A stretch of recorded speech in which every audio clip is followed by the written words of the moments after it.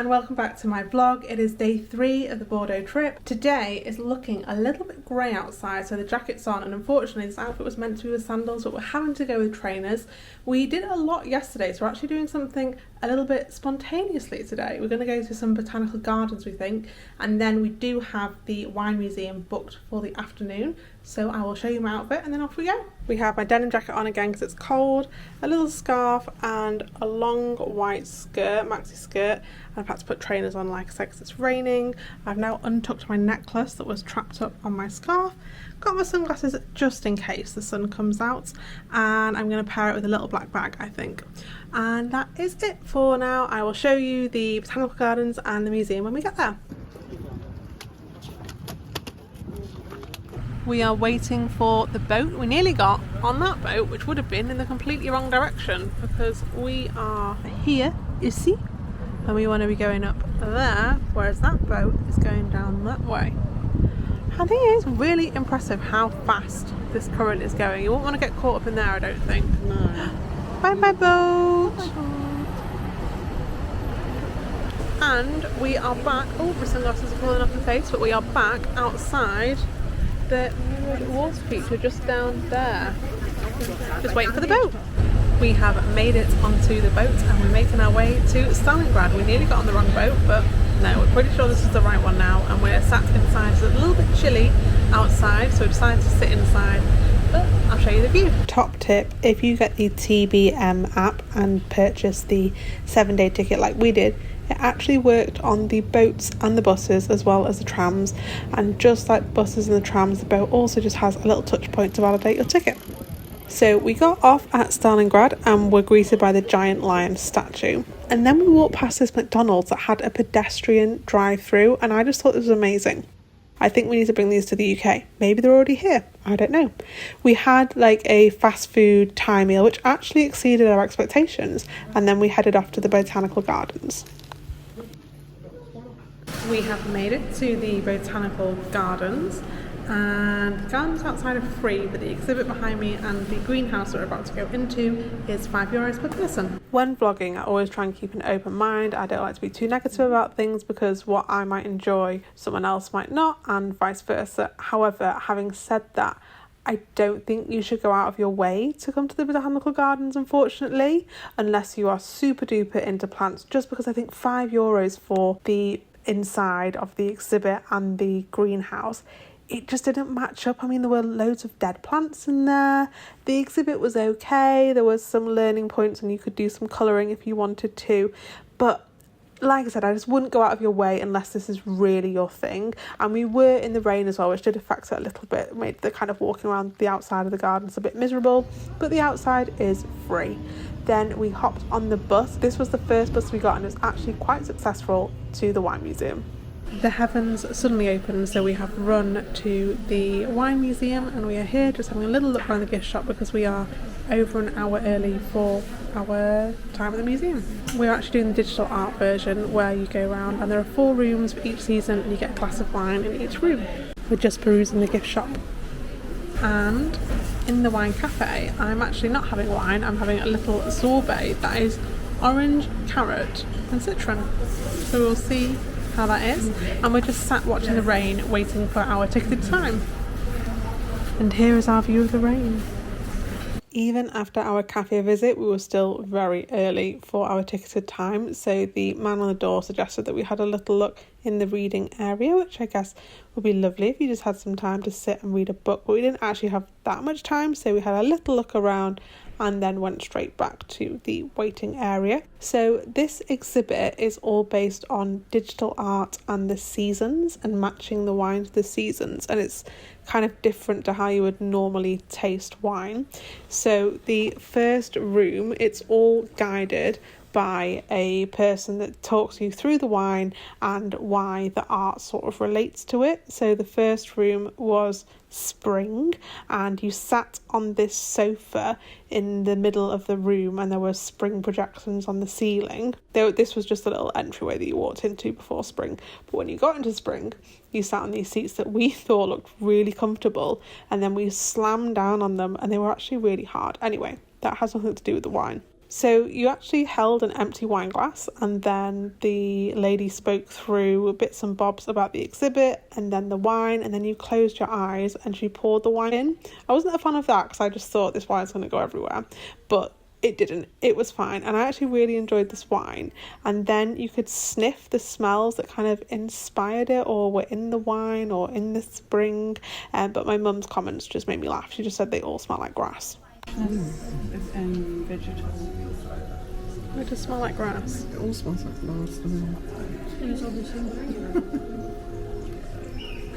It does smell like grass. Varieties of grass. No, that one smells slightly different. Grass. For summer, it was a Bordeaux claret, which was kind of like a dark rosé, which I really enjoyed. And then after that, we went straight into autumn, and I think this one was probably my least favourite in autumn. It was a red, and I don't know the technical terms. This has actually made me want to do a wine course though, because it was really interesting, and the lady really knew her stuff and spoke through obviously where the wine was from, but lots of little technical things as well, which I thought was really interesting. But yeah, this was not my favourite. Of course, we finished in winter, and for this we had a dessert wine with a little chocolate on top.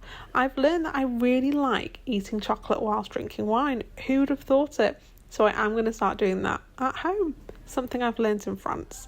The dessert wine wasn't for me, but I did enjoy the pictures on the Christmas tree. That's what all those screens were meant to look like. Dessert wine for me is just a little bit too sweet, so the chocolate did kind of counteract that, but this one was just too sweet for me. But you know what, I forced myself to finish it. And then we finished off in the wine cellar. There were actually quite a few bottles that were affordable. I'm talking under €10, and then obviously there were ones that were much more expensive, and if you break it you do buy it, so be careful. And we finished the evening with pizza and prosecco at a lovely restaurant in Bordeaux. We are on day 4 in Bordeaux, and we are off to St Emilion. So we're going to get the tram from here to a train station, and the train station from there to St Emilion. So we're looking forward to it. It's a little bit of a journey out. It's actually quite a short car journey, but we don't have a car, and it is raining, so I'll show you a quick outfit of the day, but it's covered by the denim jacket anyway. So I've slicked my hair back, which is making me look a little bit bald underneath this light. Then I've got a crochet top on and a satin maxi skirt, and I've got some little brown sandals on, and then a denim jacket over the top. This journey was anything but plain sailing, and I'm blaming Apple Maps here. So they gave us a route, and then partway through going, it switched for a different station that was slightly closer, so we went there. When we got to said station, we couldn't buy tickets there, so then we had to get the tram back across the bridge to the original station that we were going to go to and run for this train. So there's not much footage of us in Bordeaux station, but we made it to St Emilion. We have made it to St Emilion, but only after a cow.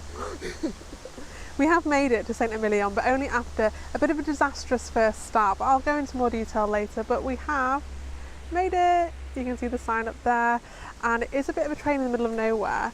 So our mini disaster, we went to a different station that wasn't the main Bordeaux station, and you couldn't actually really buy a ticket there. I think maybe if we were local it might have been easier, but even local people were struggling to get tickets, so we actually ended up then getting a tram back to where we originally started, then getting a tram that was our original tram, and then we finally made it just in the nick of time, running across Bordeaux station.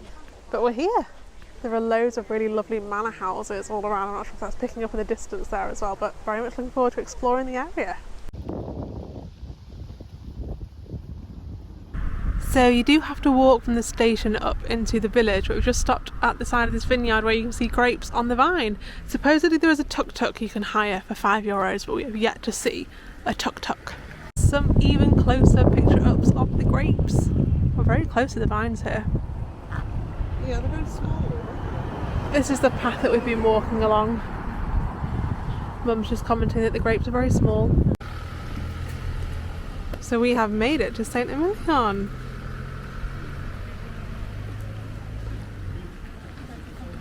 Again, this is the road that we walk down, and we're going to carry on walking up here. St Emilion was actually like something out of a fairy tale. They had winding streets, beautiful buildings, a wonderful wine, and the best meal that we ate on the entire trip. I would definitely recommend, if you can fit it into your schedule, doing a day trip here. My mum was actually giving me a little history lesson about France and England as well as we were walking around, so that was very educational. But yes, this gnocchi was the best. It was handmade. The sauce was so rich. I was slightly worried about my stomach, but it was fine. And it was just, if I could eat this again, I would order it 10 times over. But just look at the prices of some of these wines. We then went on a wander around St Emilion. There were lots of different paths you could take. I'm sure that we didn't actually do everything because there were little paths that kind of cut in between, but there were loads of different independent boutiques as well as obviously wine cellars, but lots of lovely clothes and art as well, something for everyone really. We're now just exploring the village and we've got a lovely view. It's a large church and all the village or town. I don't know if it's a village or a town actually. We're going to go with village, we think. And just up there you can see loads of vineyards and another sort of manor house. Yeah, there are some buildings that look like they're empty, but lots of them are occupied, and we have just had the most lovely lunch. And the sauce was amazing, and we had some bread on the side. Oh, I could eat it again and again. We have made it up to the monolithic church. As you can see, the denim jacket has come off because it's now very, very sunny, and we're quite warm going up all these cobbled streets, but I will give you a view of the church behind me.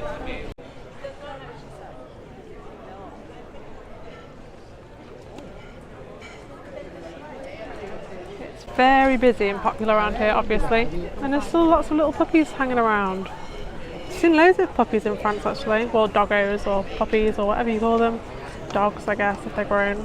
Anyway, I'm rambling now. I just got distracted by two little sausage dogs up there that are very cute. We've just stopped for a little ice cream, and we've come to this little ice cream shop here. They had loads of flavours, including an Earl Grey tea sorbet, and it's just off on the little roads. Of course, we had to get a wine whilst in St Emilion. However, they are a red wine region. Bordeaux does have white and rosé, but they are obviously more known for their reds. However, they do white and rosé. So we did have a rosé. It was just so warm at this point. I just didn't want a red wine. I just wanted something cool, refreshing, and it was a lovely one. The man actually said I had a great choice. I mean, obviously he's going to say that's the wine that he sells, but it was lovely, and it just really rounded off our trip to St Emilion very nicely. We then headed back to the train station, and we timed it perfectly this time. No running around. Got on the train straight back into the centre of Bordeaux, where I had pre-booked a meal. It was pizza again. We did actually have a lot of Italian food whilst in France, but I love a pizza, pasta, but that rounded off day 4 in Bordeaux. So if you could like, subscribe, do what you gotta do, and I will see you in the next video. Bye for now.